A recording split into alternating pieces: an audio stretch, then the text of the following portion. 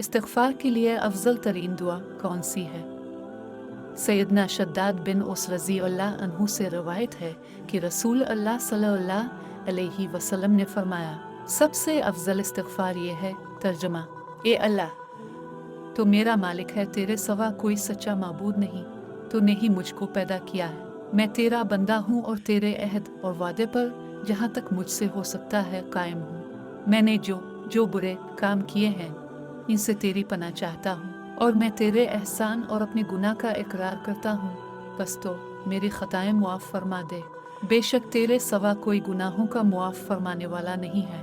और फरमाया, जिसने इस दुआए इस्तिग़फ़ार को इस पर यकीन करते हुए दिन में पढ़ा और इस रोज़ वो शाम से पहले मर गया तो वो जन्नती है, और जिसने रात को कामिल यकीन के साथ पढ़ा और सुबह होने से पहले मर गया तो वो भी जन्नती है।